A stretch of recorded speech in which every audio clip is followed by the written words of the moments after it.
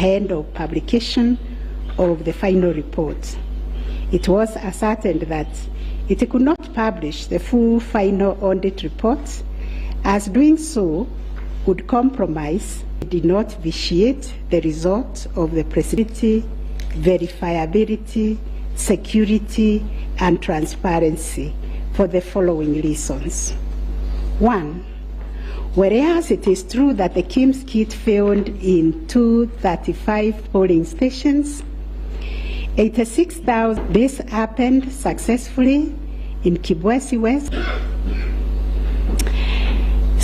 3. Smartmatic was procured to provide the necessary technological infrastructure, as IBC did not have the capacity to authorized persons was adduced by the petitioners. The scrutiny report prepared by the registrar of this court did not reveal any security breaches of the IBC's RTS. IBC successfully deployed a biometric voter register system which captures unique features of a voter's facial image, fingerprints, and civil data to a voter's facial image, fingerprints, and civil data, which features are unique to each of the voter. In compliance with Section 6A of the Elections Act 2011, IMBC opened the register of voters for verification of biometric data by members of the public for a period of 30 days. Thereafter, the register was revised to address issues arising from the verification exercise. KPMG then audited the register, and we are satisfied that the inconsistencies and inaccuracies identified during the audit were somewhat successfully addressed to the IMBC public portal. The first petitioner, RTS, intercepted, detained, or stored Forms 34A temporarily to convert or manipulate it before uploading it on IMBC's public portal.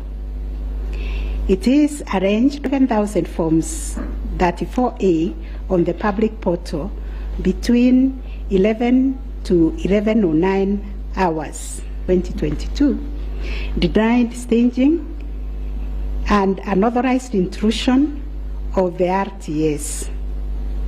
In that regard, they urge that every image of Form 34A was uploaded immediately after the transmittal of results.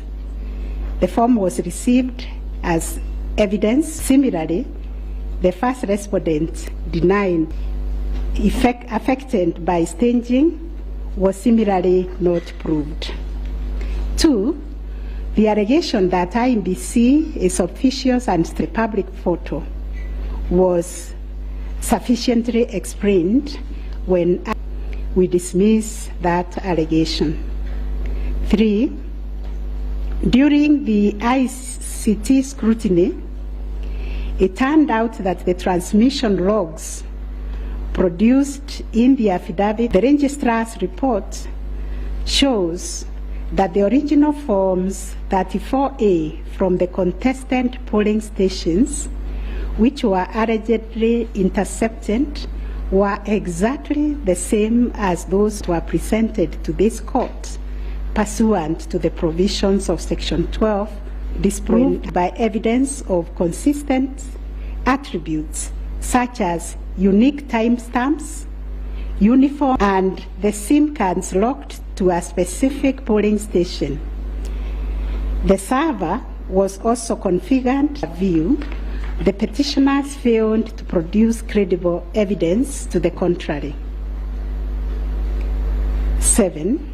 A review of some of the logs 2017 presidential election or were outright forgeries. In our considered view, there was a PN network and no evidence was produced to show that the chairperson of IMBC and staff were part of the arranged conspiracy to stage the transmission process. 9. Whether the public portal and the Forms 34A received at the National Tallying Center and Forms 34A issued to the agents at the polling stations.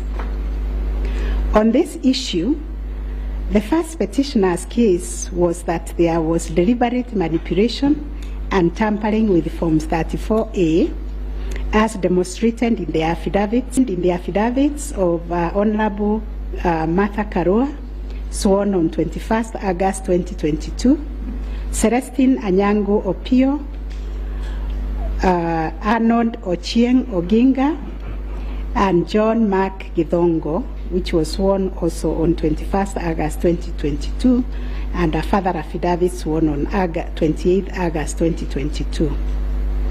Dr. Nyangasi also swore an affidavit on 21st August 2022, and so was Martin Papa, to support that allegation of handing and subtraction of votes.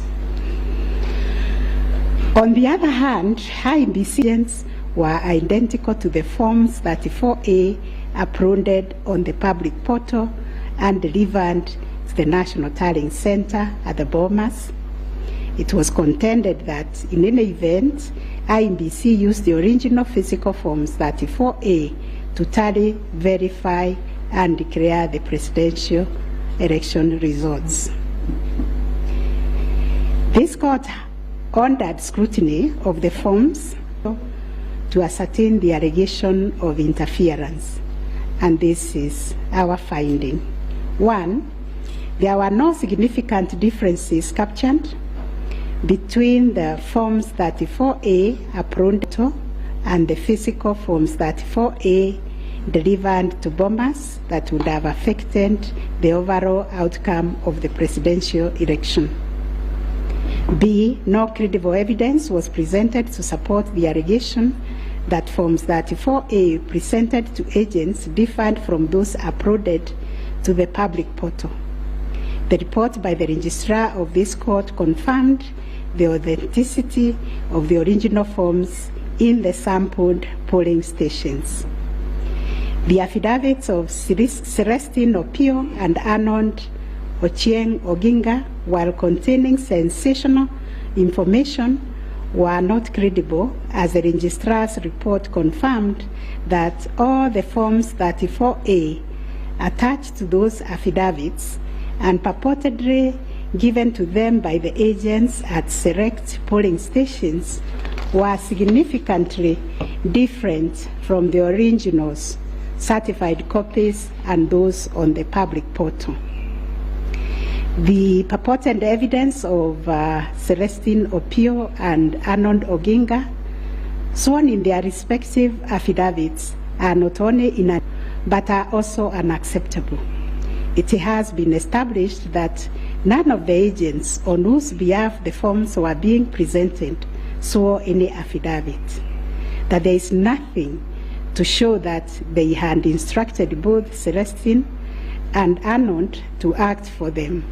Yet the two have gone ahead to depone on matters that are not within their knowledge.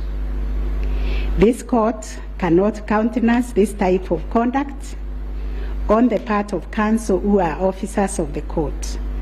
Though it is elementary learning, it bears repeating that affidavits filed in court must deal only with facts which an opponent can prove of his own knowledge, and as a general rule, counsel are not permitted to swear affidavits on behalf of their clients in contentious matters like the one before us, because they run the risk of unknowingly swearing to falsehood and may also be liable to cross-examination to prove the matters deponed.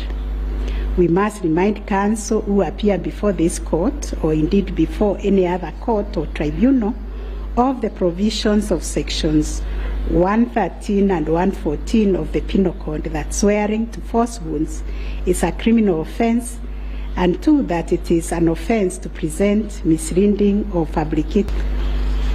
Section 114 of the Penal Code states, and I quote, "Any person who swears falsely or makes a false affirmation or declaration before any person authorized to administer an oath or a declaration upon a matter of public concern, and at such circumstances that the forced swearing or declaration, if committed in a judicial proceeding, would have amounted to perjury, is guilty of a misdemeanor.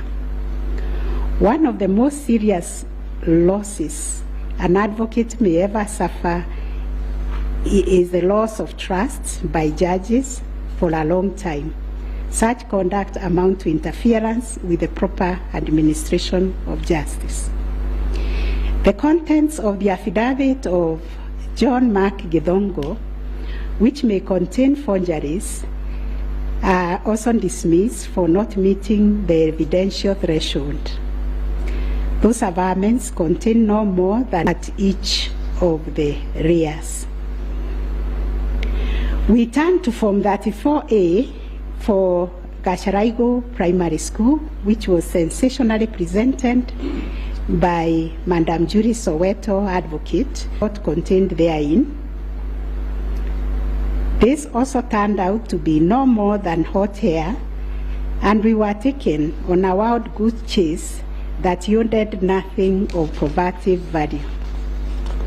The Kim's kit relating to primary school, which bore the same serial number with another, was admitted by IMBC as an inadvertent manufacturer's error.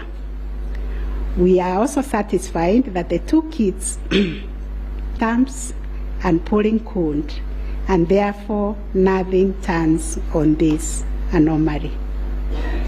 Therefore, to the question whether there was a difference between Forms 34A uploaded on the IMBC public portal and those received at the National Tallying Center and those issued to the candidates' agents at the polling station, we have found none. The elections in Kakamega and Mombasa counties, parliamentary elections in Kiro Wards, in Yaki West, in North Imenti constituency, and Kwanjenga in Embakasi South constituency, resulted in voter seats during the general elections of 9th August 2022 due to mix-up of ballot papers in the above-named electoral units.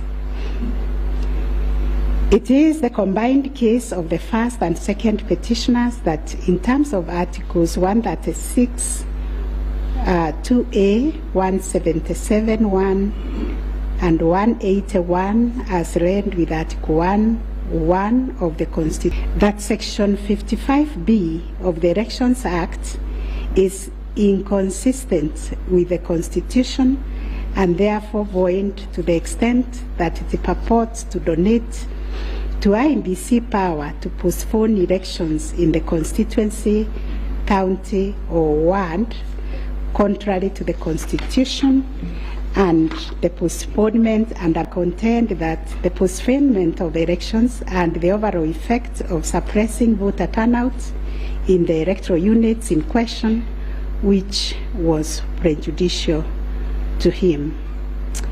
Both the first and third petitioners also believe that elections were deliberately postponed, petitioners' strongholds, and as such, the postponement of elections worked to his disadvantage and added that benefit to the second respondent. These assertions were denied by IMBC and its chairperson. They, however, admitted that they experienced confusion with the printed ballot papers and explained that they only discovered the mix-up on the eve of the election when the ballot papers were being distributed to the polling stations. That as a practice, ballot papers can only be opened on the eve of the election day to avoid any mischief, and that by the time the mix-up was discovered, it was logistically impossible to print and replace the ballot papers. Demonstrated first, IMBC and no authority in law to postpone